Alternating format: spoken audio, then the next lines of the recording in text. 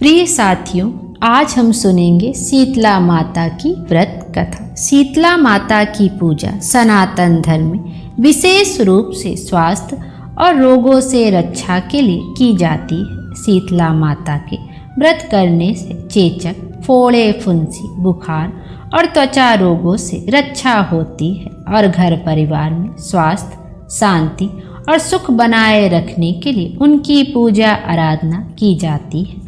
बच्चों की लंबी उम्र और रोगों से बचाव के लिए माता शीतला की आराधना की जाती है और गांव और परिवारों में महामारी और बीमारी से रक्षा के लिए भी उनकी पूजा की परंपरा है।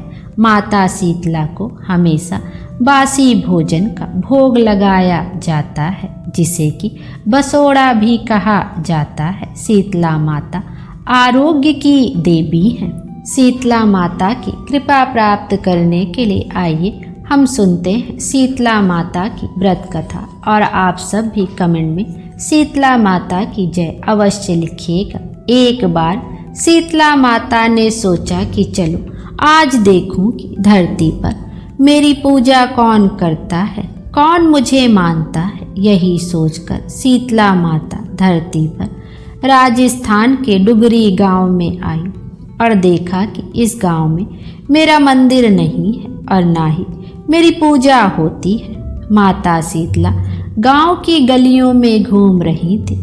तभी एक मकान के ऊपर से किसी ने चावल का उबला पानी यानी कि मांड नीचे फेंका। वह उबलता पानी शीतला माता के ऊपर गिरा, जिससे शीतला माता के शरीर में फफोले छाले पड़ गए। शीतला माता के पूरे शरीर में जलन होने लगी। शीतला माता गांव में इधर उधर भाग भाग के चिल्लाने लगी, अरे मैं जल गई, अरे मैं जल गई, मेरा शरीर तप रहा है, जल रहा है, कोई मेरी सहायता करो। लेकिन उस गांव में किसी ने शीतला माता की सहायता नहीं की।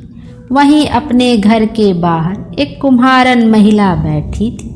उस कुम्हारन ने देखा कि अरे यह बूढ़ी माई तो बहुत जल गई है, इनके पूरे शरीर में तपन है, इनके पूरे शरीर में फफोले पड़ गए हैं, यह तपन सहन नहीं कर पा रही है। तब उस कुम्हारन ने कहा, हे माँ तू यहाँ आकर बैठ जा, मैं तेरे शरीर के ऊपर ठंडा पानी डालती हूँ। कुम्हारन ने उस बूढ़ी माई पर खूब ठंडा पानी डाला और बोली, हे माँ मेरे घर में रात की बनी हुई राबड़ी रखी है, थोड़ी दही भी है, तू दही राबड़ी खा ले। जब बूढ़ी माई ने ठंडे ज्वार के आटे की राबड़ी और दही खाया तो उनके शरीर को ठंडक मिली। तब उस कुम्हारन ने कहा, आ माँ बैठ जा, तेरे सिर के बाल बहुत बिखरे हैं, ला मैं तेरी चोटी गूंथ देती हूँ। और कुम्हारन माई की चोटी गूंथने हेतु कंघी बालों में करने लगी। अचानक कुम्हारन की नज़र उस बूढ़ी माई के सिर के पीछे पड़ी तो कुम्हारन ने देखा कि एक आंख बालों के अंदर छुपी है। यह देखकर वह कुम्हारन डर के मारे घबरा कर भागने लगी। तभी उस बूढ़ी माई ने कहा, रुक जा बेटी, तू डर मत, मैं कोई भूत प्रेत नहीं हूँ, मैं शीतला देवी हूँ। मैं तो इस धरती पर देखने आई थी कि कौन मुझे मानता है, कौन मेरी पूजा करता है। इतना कहकर माता चार भुजा वाली हीरे जवाहरात के आभूषण पहने, सिर पर स्वर्ण मुकुट धारण किए हुए अपने असली रूप में प्रकट हो गई। माता के दर्शन कर कुम्हारन सोचने लगी कि अब मैं गरीब इन माता को कहाँ बिठाऊं। तब माता बोली, हे बेटी तुम किस सोच में पड़ गई। तब उस कुम्हारन ने हाथ जोड़कर आंखों में आंसू बहाते हुए कहा, हे माँ मेरे घर में तो चारों तरफ दरिद्रता बिखरी हुई है, मैं आपको कहाँ बिठाऊं। मेरे घर में ना तो चौकी है, ना बैठने का आसन ही है। तब शीतला माता प्रसन्न होकर उस कुम्हारन के घर पर खड़े हुए गधे पर बैठकर एक हाथ में झाड़ू, दूसरे हाथ में डलिया लेकर उस कुम्हारन के घर की दरिद्रता को झाड़कर डलिया में भरकर फेंक दिया और उस कुम्हारन से कहा, हे बेटी, मैं तेरी सच्ची भक्ति से प्रसन्न हूँ। अब तुझे जो भी चाहिए मुझसे वरदान मांग ले।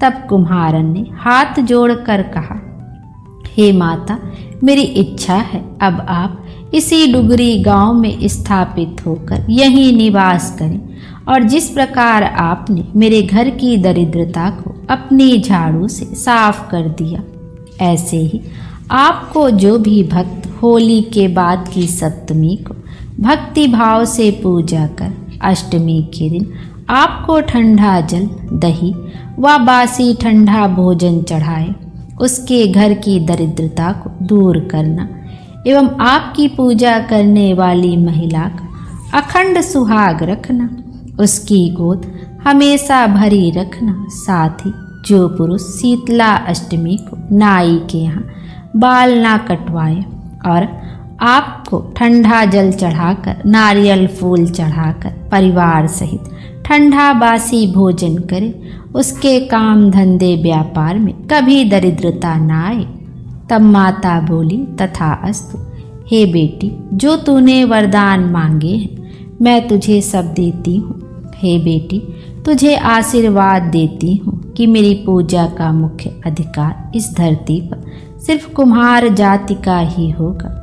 तभी उस दिन से डुगरी गांव में शीतला माता स्थापित हो गई और उस गांव का नाम हो गया सील की डुगरी।